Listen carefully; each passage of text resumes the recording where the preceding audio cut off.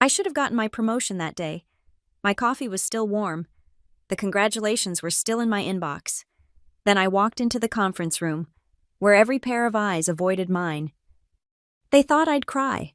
They assumed I'd quietly disappear. But they forgot one thing. I was the only reason their biggest client still signed contracts. And when a $60 million deal hangs in the balance, being restructured out becomes a very expensive mistake. They had no idea what they'd just unleashed. My name is Lauren Bishop, and at 34, I'd spent the last 8 years building something I thought mattered at Brookhaven and Row. The Denver skyline stretched behind me through the floor-to-ceiling windows of our 23rd floor office as I scrolled through my phone at 8:01 that morning. The notification that changed everything came disguised as corporate politeness.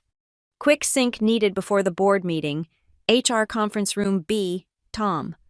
Tom Riley, our HR director, wasn't known for morning meetings. My stomach tightened, but I pushed the feeling aside. Today was supposed to be my day. The board meeting at 9:30 would announce my promotion to associate partner, the youngest in the firm's history. My team had closed 3 major deals this quarter alone. The numbers spoke for themselves. I grabbed my coffee, still hot enough to fog my glasses when I lifted the lid, and headed down the hallway. The usual morning chaos buzzed around me. Keyboards clicking, phones ringing, the espresso machine's familiar hiss. Sarah from accounting waved. Marcus from legal gave me a thumbs up and mouthed, "Big day." They all knew. Hell, someone had already updated my nameplate for my new office. Conference Room B sat tucked away from the main floor, its frosted glass offering privacy that suddenly felt ominous. I knocked once and entered. Tom sat at the far end of the table, his usually jovial face carved into professional neutrality, but it was the second person that made my blood chill. Paige Denton, immaculate in her cream blazer, her smile sharp as winter ice. We'd started at Brookhaven on the same day 8 years ago. We'd been study partners for our certifications, shared apartments when money was tight, celebrated each other's wins. Somewhere along the way, friendship had curdled into something else. "Lauren, please sit." Tom's voice carried the rehearsed quality of someone about to deliver bad news. I remained standing. "What's this about?" "The board meeting's in 90 minutes. Paige shifted in her chair, and I caught it. The tiny smirk she tried to hide behind her coffee cup. That's when I knew. "There's been a restructuring," Tom began, sliding a folder across the table. "Effective immediately. We're eliminating your position." The words hit like ice water. I stared at the folder, its corporate logo mocking me. Eliminating my position? "I'm being promoted today. The paperwork's been filed. The announcement has been cancelled." Paige's voice dripped false sympathy. "The firm is moving in a new direction, one that requires different skill sets." "Different skill sets?" I laughed, sharp and bitter. "You mean the skill set that landed Mariner Pacific? The $60 million contract we're announcing today?" Tom cleared his throat. "Your contributions have been valued, but the decision is final. Security will escort you to collect your belongings. Your access has already been revoked." Already revoked. They'd made this decision before I'd even walked in, before my coffee had cooled, before the congratulations emails had been read. "This is about the equity participation, isn't it?" The words came out steady, though my hands shook. "Associate partners get profit sharing. Someone doesn't want to share." Neither answered, but Paige's smile widened a fraction. "We'll need your laptop, company phone, and access cards," Tom continued, as if I hadn't spoken. "There's a severance package, contingent on signing a non-disclosure agreement and non-compete clause." I picked up the folder, flipped through it. 6 months severance. Generous by most standards. Insulting considering what I'd built here.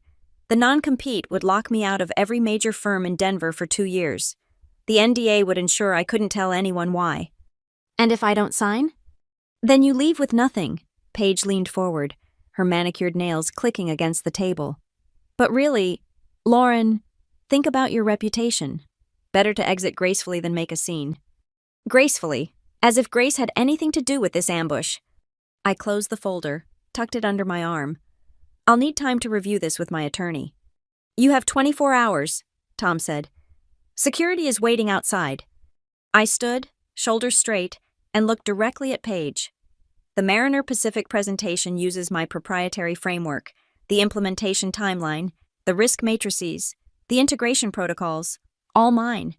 You sure you want to do this 90 minutes before the biggest signing in company history? Something flickered in her eyes. Uncertainty.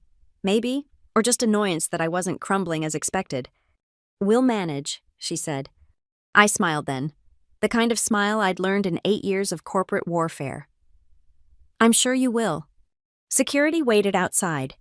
Derek, who I'd bought coffee for just last week when he'd forgotten his wallet. He couldn't meet my eyes as he followed me to my office. My assistant, Amy, stood frozen by her desk, tears threatening. I'm sorry, she whispered. I didn't know. It's not your fault. I grabbed the banker's box from Derek, started loading my things. The photo of my team at last year's conference, the award for Project Excellence, the stress ball shaped like a brain that my nephew had given me, small pieces of a life I'd built and lost in the span of 15 minutes. The walk to the elevator stretched forever. Heads poked out of cubicles, conversations died. By lunch, everyone would know. By tomorrow, they'd have their theories. But right now, they just watched me carry my box of memories past the reception desk where "Congratulations, Lauren" still flashed on the welcome screen. The elevator doors closed on my old life at 8:37 a.m. I still had my coffee, now room temperature. I still had my dignity, carefully held together with professional composure and clean lines. And I had 23 minutes before Paige Denton walked into that boardroom to claim my work, my promotion, and my future. She thought she'd won. She had no idea what was coming. The August Denver sun hit me like a slap as I exited Brookhaven and Rowe's glass fortress.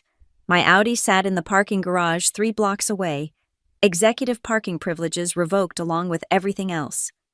I balanced the banker's box on my hip and started walking, heels clicking against concrete in a rhythm that matched my racing thoughts. My phone, my personal one, thank God, buzzed incessantly. Word traveled fast in our incestuous little corporate world. I ignored them all except one. Jesus, Lauren, what happened? Marcus's voice came through before I'd even said hello. Security just locked down your office. They're saying you've been terminated? Restructured, I corrected, surprising myself with how steady I sounded. Apparently I don't fit the firm's new direction. That's bullshit. You are the firm's new direction. The Mariner deal is being announced in, I checked my phone, 12 minutes. Silence. Then, they fired you the morning of the Mariner announcement? The timing hit me like a physical blow as I reached my car. I'd been so focused on the betrayal, the shock, the logistics of carrying my possessions past former colleagues, that I'd missed the precision of their cruelty. 8:01 a. The email timestamp burned in my memory. The board meeting at 9:30. The client signing ceremony at 10. Lauren, you there? Yeah. I slid into my car, the leather seats scorching through my dress. Marcus, when did the equity participation paperwork get filed? Friday afternoon. I processed it myself. 20% bonus structure on any deals over $50 million. Retroactive to... He stopped. Oh, fuck. Yeah. The Mariner deal. $60 million. That would have triggered $1.2 million in equity bonuses, to be distributed among the project lead and associate partners. And you were about to become both. I started my car, cranked the AC until Arctic air flooded the cabin. My hands had finally started shaking, adrenaline giving way to rage.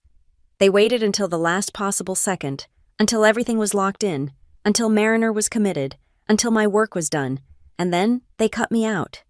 Paige? Sitting right there with Tom, probably walking into the boardroom right now with my presentation, my strategies, my client relationships, acting like she didn't help me rehearse that exact presentation 2 weeks ago. Through the phone, I heard Marcus's keyboard clicking. Lauren, I'm looking at the project files. Everything's under your access credentials, the models, the implementation frameworks, the risk assessments, all password protected with my proprietary algorithms, I finished. Which they'll crack eventually. Paige is smart enough for that. But not by 10 I pulled out of the parking garage. muscle memory navigating while my mind raced. The Mariner Pacific deal had consumed 18 months of my life, 18 months of 7 a.m. calls with their Hong Kong office, of dissecting their infrastructure vulnerabilities, of building trust with Dylan Ramirez, their notoriously demanding head of strategy.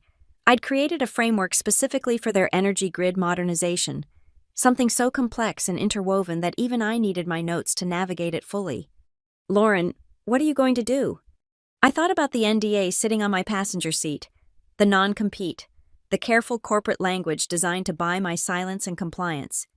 6 months of severance in exchange for disappearing quietly while Paige collected my bonus and claimed my work. I'm going home, I said. I'm going to pour myself a very expensive glass of wine, even though it's not even 10 in the morning, and then I'm going to think. If you need anything. I know. Thanks, Marcus. And hey, be careful. If they did this to me. Already updating my resume, he said grimly. Watch your back, Lauren. I ended the call as I turned onto 17th Street. My phone immediately rang again. Amy, my former assistant. I let it go to voicemail. Then another call. This one from a number I recognized. David Morrison, Brookhaven's CFO, probably wondering why I wasn't in the boardroom. In 7 minutes, they'd start the meeting. In 10, Paige would pull up my presentation. In 15, she'd realize the technical appendices, the ones that detailed implementation costs and resource allocation, required my personal encryption key. But the real fireworks would start at 10 a.m., when Dylan Ramirez arrived for the signing ceremony, expecting to see the woman who'd spent 18 months earning his trust. My phone rang again. This time, it was Dylan himself. I stared at his name on my screen as I sat at a red light. 9:23 a.m. He was probably in his car, heading to Brookhaven's offices with his team, ready to sign the contract that would transform Mariner Pacific's infrastructure and secure Brookhaven's position as a major player in energy consulting. I let it ring. The light turned green. I drove home to my Capitol Hill townhouse, each mile putting distance between me and the implosion about to happen in that boardroom. They thought they'd orchestrated the perfect corporate assassination. Swift, clean, surgical. Remove Lauren Bishop at 8:01, present her work at 9:30, sign the deal at 10, collect the bonus by end of quarter. They'd forgotten one crucial detail. The client wasn't just buying a framework or a strategy, they were buying trust, and trust, unlike passwords, couldn't be cracked. My phone buzzed with a text as I pulled into my garage. Dylan again. Looking forward to finally making this official. You've transformed our entire approach to infrastructure. See you in 30. I stared at those words, at the assumption that I'd be there, that everything would proceed as planned. My finger hovered over the reply button. So many options, so many ways to light the fuse they'd unknowingly placed beneath their own feet. Instead, I went inside, poured that wine, and opened my laptop. I had 24 hours before the NDA deadline. 24 hours before I had to decide whether to take their money and disappear or refuse and leave with nothing but my integrity and a massive hole in my resume. But I also had something else. 18 months of emails from Dylan Ramirez. 18 months of building something that couldn't be replicated with stolen presentations and executive posturing. 18 months of being the only person who truly understood what Mariner Pacific needed. They'd fired me at 8:01. By 10:05, they'd realized their mistake. By end of business, they'd understand that some things couldn't be restructured away. I took a sip of wine, a 2015 Chateau Margaux I'd been saving for my promotion, and began typing, not to Brookhaven, not to lawyers, but to my own private files, where every conversation, every iteration, every Lauren, you're the only one who gets this from Dylan lived in carefully organized folders. They wanted me to disappear gracefully. They had no idea how much noise silence could make. I didn't cry. That's what they expected. Tears, rage, maybe a dramatic LinkedIn post about new beginnings. Instead, I sat in my home office, afternoon light filtering through the blinds, and laughed. The sound echoed off the walls covered in framed certifications and industry awards, sharp and crystalline as breaking glass. My phone had been silent for 2 hours. After the initial flood of calls and texts, colleagues fishing for gossip, friends offering sympathy, headhunters smelling blood in the water, the silence felt deliberate. Either Brookhaven had managed to contain the situation, or everyone was too busy watching the aftermath to reach out. I pulled up my personal email, ignoring the 23 new messages, and found the one that mattered. Dylan Ramirez, sent at 11:47 a.m. Lauren, tried calling. Something very strange happened at the signing ceremony. Can we talk? This isn't the partnership we agreed to build. Partnership. He'd used that word deliberately. Dylan didn't waste words. Every email was crafted with the precision of someone who'd climbed from field engineer to C-suite by never leaving room for misinterpretation. I closed my laptop and stood, stretching muscles cramped from sitting still too long. The wine bottle sat mostly full on my desk. Turns out day drinking loses its appeal when your mind needs to be sharp. Through my window, Denver sprawled beneath clouding skies, the promise of afternoon thunderstorms building over the mountains. Somewhere in that maze of glass and steel, Paige was probably spinning damage control, trying to explain why the client had left without signing. But I knew better. Dylan had signed something, just not what they expected. My personal phone rang. Unknown number. Denver area code. I let it go to voicemail, then listened. Ms. Bishop, this is Jennifer Walsh from Walsh & Associates. I received a concerning call from Marcus Fielding regarding your situation. I specialize in employment law, particularly wrongful termination and corporate IP theft. I'd like to discuss your options, particularly given the timing of your termination vis-a-vis the Mariner Pacific contract. Please call me at your earliest convenience. I deleted the message. Lawyers would come later, if at all. Right now, I needed to be smarter than the rage simmering beneath my professional calm. I opened my laptop again, pulled up the folder I titled Insurance, 18 months of work, but more importantly, 18 months of process. Every email where Brookhaven leadership had acknowledged my ownership of the Mariner strategy, every meeting note where I'd been identified as the lead architect, every timestamp showing I'd worked 60-hour weeks building something from nothing. They could take my keycard. They could lock me out of systems. They could even steal my presentation. But they couldn't steal my relationships. At 2:15 p.m., I composed an email, not to Dylan. That would be too obvious, too desperate. Instead, I wrote to Sarah Kim, Mariner's VP of Operations, who'd become a friend over countless working dinners and crisis calls. Sarah, I hope you're well. I wanted to let you know I'm no longer with Brookhaven and Rowe as of this morning. I'm taking some time to evaluate my next steps, but I wanted to personally thank you for the trust and collaboration over the past 18 months. Working with Mariner's team has been the highlight of my career. I'm confident the infrastructure project will transform your operations. Regardless of who implements it, the framework is solid. You helped make sure of that.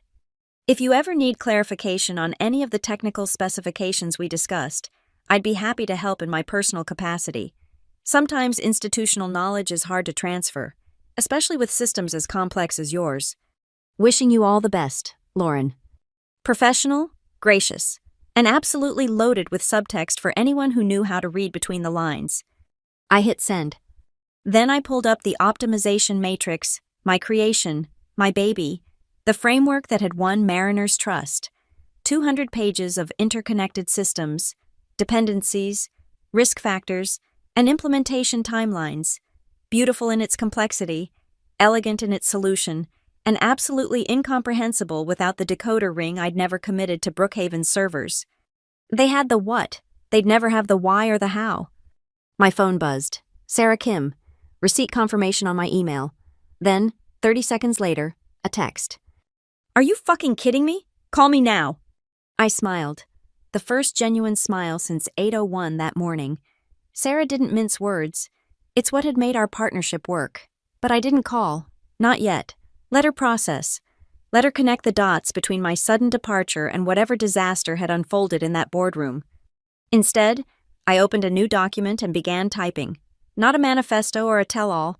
Nothing that dramatic. Just a simple project summary. A clean, clinical documentation of the Mariner Pacific Infrastructure Optimization Project. Every milestone, every decision point, every moment where my expertise had been the difference between success and failure. At the bottom, I added a single line. Prepared by Lauren Bishop, independent consultant. My doorbell rang at 4:22 p.m. I checked the security camera. Marcus, looking haggard, holding a bottle of whiskey. "It's bad," he said when I opened the door. Like, historically bad. I let him in. Led him to the kitchen where afternoon light made everything look gold and brittle. He set the whiskey, Macallan 18-year, on the counter and loosened his tie. "Define bad," I said, getting glasses. Dylan Ramirez walked out of the signing ceremony, took his entire team with him, told our CEO that Mariner doesn't do business with companies that engage in corporate deception. Deception? Marcus poured generous drinks for both of us. "Paige presented your work. Dylan asked where you were. She said you'd been reassigned to other priorities. He asked to speak with you directly. She said you were unavailable." He pulled out his phone, showed them an email time-stamped 8:37 a.m., where you'd been CC'd on the meeting confirmation. "I never sent—" "Your assistant did. Amy, God bless her, had auto-confirmed the meeting from your calendar before they locked her out of your accounts. So Dylan knew you were supposed to be there. And when you weren't?" I took a sip of whiskey, let it burn. "He smelled blood." "He did more than that. He asked Paige to explain one specific section of the implementation matrix, the part about load balancing across their Pacific Northwest substations. She couldn't. Tried to deflect. Said the technical team would address specifics. Dylan stood up. Said he wouldn't sign anything until he spoke with you personally, and walked out. And then?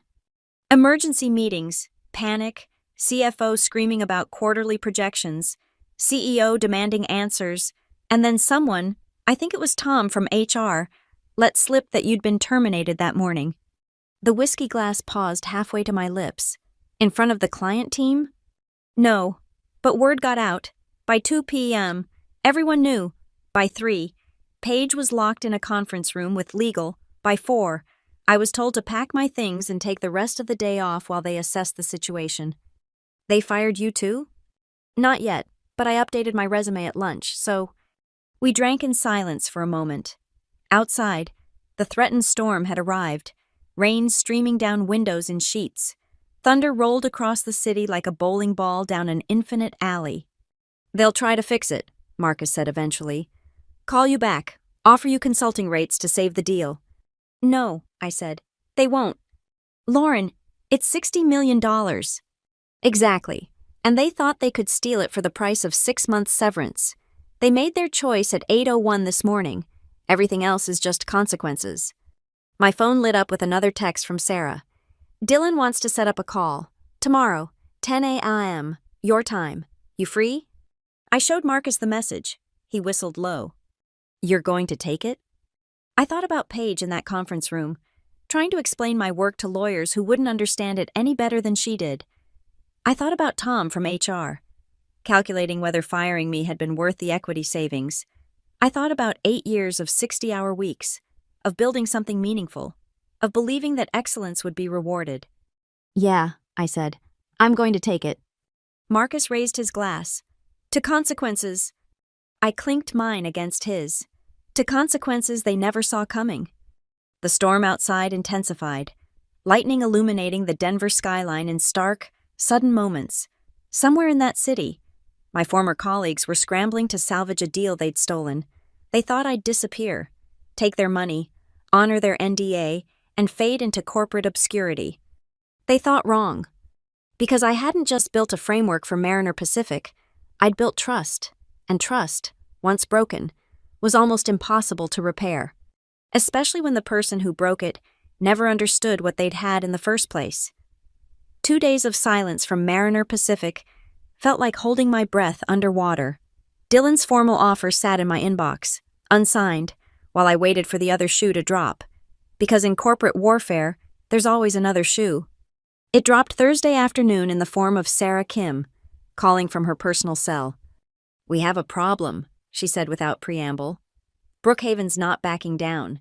They're claiming you stole proprietary information." I set down my coffee carefully. "What kind of proprietary information?" "The optimization matrix. They're saying you developed it using company resources, on company time, making it their intellectual property. They've sent our legal team a cease and desist." The laugh that escaped me was sharp enough to cut. "They fired me for not fitting their new direction. Now they're claiming my work is so valuable they own it?" That's not the worst part. Sarah's voice dropped. They've filed an injunction to prevent us from working with you. Emergency hearing set for Monday morning. I closed my eyes, saw Paige's smirk from that conference room. Of course, they couldn't win by stealing my work, so they'd try to bury it in legal quicksand. Sarah, I need you to trust me. The framework. Did Brookhaven ever file patents on it? Our lawyers are checking, but they didn't, because I never gave them the complete framework. What they have in their servers is version 12 of 37, the real framework, the one Dylan saw demonstrated in Singapore last March, lives on my personal systems. Silence. Then, you kept separate versions? I learned early at Brookhaven that innovation wasn't always rewarded. So yes, I kept my own development notes, my own iterations, time-stamped, dated, evolved independently from anything on company servers. Lauren, if this goes to court, it won't. I pulled up my laptop, fingers flying across keys. Give me 24 hours. After we hung up, I made 3 calls. First, to Jennifer Walsh, my employment lawyer. They're claiming ownership of work product, I explained. But here's the thing. I developed the core algorithm in graduate school. 5 years before Brookhaven hired me, I have the thesis to prove it. That's good, but they'll argue you refined it using their resources. They'll argue a lot of things. How fast can you file a countersuit for defamation and tortious interference? I heard her smile through the phone. How fast can you get me documentation? The second call went to my former professor at Colorado School of Mines, Dr. Patricia Huang. Lauren, I heard you left Brookhaven. About time. They never deserved you. Pat, I need a favor. Remember my master's thesis on optimization algorithms for complex infrastructure systems? Remember it? I still use it in my advanced courses. Best practical application of theoretical frameworks I've seen in 20 years. I need you to write a letter confirming that, specifically, that the core concepts predate my employment at Brookhaven. Consider it done. And Lauren, give them hell. The third call was the hardest. Marcus picked up on the first ring. Tell me you're not calling from jail, he said. Not yet, but I need intel. What's the mood at the office? Somewhere between panic and mutiny, Paige has been locked in conference rooms all week. Tom from HR looks like he hasn't slept. And Mitchell, he paused. Mitchell announced a hiring freeze this morning, said they need to reassess financial projections for Q3. They're bleeding cash on lawyers, I translated. That's not all. 3 senior consultants turned in notice yesterday. The Singapore office is asking questions about the Mariner deal, and rumor has it the board called an emergency session for Friday afternoon. I processed this information, pieces clicking into place. Marcus, I need one more thing. Can you check who signed off on the patent filings for the optimization matrix? Why would... He stopped. Oh shit, there aren't any patent filings, are there?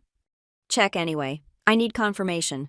4 hours later, I had my ammunition. No patents filed, no documentation showing Brookhaven's ownership of the complete framework, just version 12 of 37, uploaded to their servers with my name on every revision. But the real weapon came from an unexpected source. Amy, my former assistant, texting from her personal phone. Hi, Lauren. I probably shouldn't send this, but you deserve to know. I found something while packing your office. Sending photo. The image loaded slowly, a printed email, dated 6 months ago, from Mitchell Crawford to the senior leadership team. My blood chilled as I read. Team, Bishop's framework for Mariner shows exceptional promise. However, given her current compensation structure, the equity participation could be substantial. Recommend we delay promotion announcement until after contract signing to maximize firm profits. Please advise. And below, Paige's response. Agreed. LB doesn't need to know timeline has shifted. I stared at the smoking gun in my hands. They hadn't just made a last-minute decision to fire me. They'd been planning it for months, stringing me along while I built their biggest contract. My phone rang. Dylan? Lauren, our lawyers are concerned. Tell them to stand down, I said. This ends tomorrow. Friday morning, I walked into Walsh & Associates wearing my best suit, the one I'd bought for the promotion that never came. Jennifer met me in the lobby, her smile sharp as a blade. You sure about this? She asked. They fired the first shot. I'm just ending the war. We'd scheduled the meeting for neutral ground, a conference room at the Four Seasons, downtown Denver. I arrived to find Brookhaven's entire crisis team: Mitchell Crawford, Tom Riley, Paige Denton, and 2 lawyers I didn't recognize. I sat down across from them, Jennifer at my side, and placed a single folder on the table. "Before you speak," I said, "you should know what's in this folder. My master's thesis, proving the framework predates Brookhaven, email documentation showing you plan to deny my promotion to avoid equity participation, and a sworn affidavit from your own IT department confirming no patents were ever filed." Mitchell's face had gone gray. "What do you want?" "Nothing," I leaned back. "I want absolutely nothing from you. But here's what's going to happen. You're going to withdraw your cease and desist. You're going to stop claiming ownership of my work. And you're going to explain to Mariner Pacific, in writing, that I'm free to consult on the implementation. Or," Paige spoke for the first time, her voice tight, "or I file a countersuit that will make your emergency board meeting look like a tea party, wrongful termination, defamation, theft of intellectual property, conspiracy to commit fraud." I smiled at her. "That last one's specifically for you. Paige, presenting my work as your own to a client? That's wire fraud in interstate commerce." Tom started to speak, but Mitchell silenced him with a look. "If we agree," Mitchell said slowly, "this all goes away? No lawsuits? No public statements?" "I don't need to destroy you publicly," I said. "Mariner pulling their contract will do that for me. I just need you out of my way." The room fell silent. I could see them calculating, weighing options, realizing they'd been outmaneuvered by the woman they'd tried to discard. "We'll need it in writing," one of their lawyers said. Jennifer slid across a prepared agreement. "Already done. Sign it, and Lauren walks away clean. Fight it, and we'll see you in court Monday morning." It took them 30 minutes to cave. 30 minutes to undo 6 months of planning, 90 minutes of ambush, and 8 years of taking me for granted. As I walked out of that conference room, past the executives who'd thought I was disposable, I didn't feel triumph or vindication. I felt free. Monday morning at 8:01, exactly 1 week after they'd fired me, I walked into Mariner Pacific's Denver offices as an independent consultant. Dylan met me in the lobby, relief evident on his face. "Welcome to the team," he said. "Ready to build something amazing?" I thought about Brookhaven, probably in crisis meetings, watching their stock price tremble as whispers of the lost Mariner contract spread. I thought about Paige, trying to explain to the board how she'd presented work she didn't understand. I thought about Mitchell, calculating exactly how much my firing had cost them. $60 million in lost revenue, 3 senior consultants resigned, a hiring freeze, legal fees, and a reputation for betraying their own people that would follow them through Denver's tight-knit consulting community, all to save $1.2 million in bonuses. "Yeah," I told Dylan, "let's build something amazing." And we did, but that's another story. This one ends here, with the understanding that sometimes the best revenge isn't loud or dramatic. Sometimes it's just refusing to disappear when they've already written you off. Sometimes it's building something better from the ashes of their betrayal. Sometimes it's as simple as proving them wrong.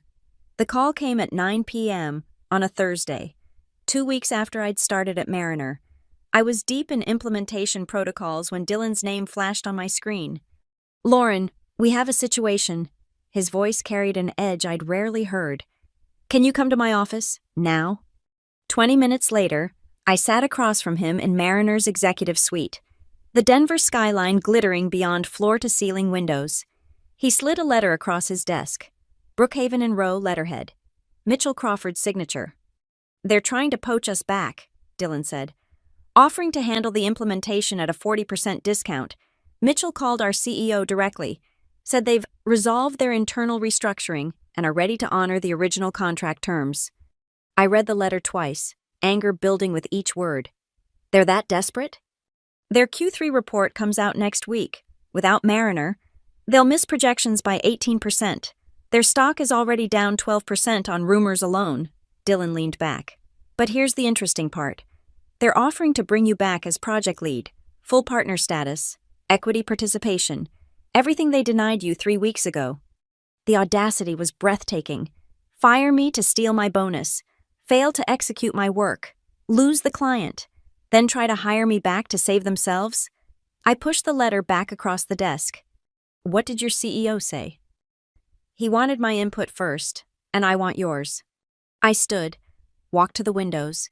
Somewhere in that maze of lights was Brookhaven's office, where they were probably in another crisis meeting, crafting another desperate plan. They don't understand, I said finally. This was never about the money. Then what was it about? Respect, trust, knowing that excellence matters more than politics. I turned back to him. They showed me who they really are. Why would I ever give them another chance to prove it? Dylan nodded slowly. That's what I thought, but I needed to hear it from you. He picked up his phone. I'll tell our CEO we're declining their offer. Mariner chooses partners based on integrity, not desperation. But Brookhaven wasn't done. The next morning, Paige Denton called my personal cell. Lauren, please, just hear me out. I almost hung up. Professional courtesy made me hesitate. You have 2 minutes. I fucked up. The admission came rushed, raw. I let ambition override friendship. I saw an opportunity when they decided to delay your promotion, and I took it. I'm not asking for forgiveness. I'm asking for help. Help? I laughed. You helped orchestrate my termination. You sat in that room and smiled while they destroyed my career. And now you want help? The board is cleaning house. Mitchell's gone effective Monday. Tom already resigned. I'm next unless I can salvage Mariner. Her voice cracked. I have 2 kids, Lauren, a mortgage. I can't. Stop. My voice cut through her manipulation. You have 2 kids? I had 18 months of 70-hour weeks building something you tried to steal. You have a mortgage? I had a career trajectory you deliberately derailed. You can't play the victim now. Paige, you made your choices. The framework is broken, she said desperately. The integration protocols don't align with their current systems. We've tried everything, but without my what? My expertise? My relationships? My understanding of why each decision was made? I sat down at my desk, suddenly exhausted. You thought you could take my presentation and run with it, but you never understood that the real value wasn't in the slides. It was in knowing why each piece mattered. Silence stretched between us. Finally, she whispered, What do I tell the board? The truth, that you can't deliver something you don't understand. That stealing someone's work doesn't mean you can execute it. That maybe, just maybe, people aren't as replaceable as you thought. I hung up before she could respond. Dylan found me in Mariner's cafeteria an hour later, staring at untouched coffee. Heard from 3 more Brookhaven employees today, he said, sitting down. All asking if we're hiring. Seems their top talent is jumping ship. Who? Marcus Fielding from legal, 2 senior consultants from the Singapore team, and, he smiled slightly, Amy Patterson, an executive assistant who apparently has glowing recommendations from a former supervisor. Amy. My heart lifted slightly. She's excellent. You should interview her. Already scheduled for Monday. He studied me. You know what's funny? When Brookhaven fired you, they thought they were cutting costs. Instead, they started an exodus. People saw how they treated their best performer and realized no one was safe. The framework wasn't the only thing they didn't understand, I said. They didn't understand that culture is built on how you treat people when you think no one's watching, except everyone's always watching. My phone buzzed. A LinkedIn notification. Mitchell Crawford had updated his status to seeking new opportunities. Below it, a flood of comments from industry contacts. Carefully professional but clearly curious about his sudden departure. They made you a martyr, Dylan observed, and martyrs are dangerous to the people who create them.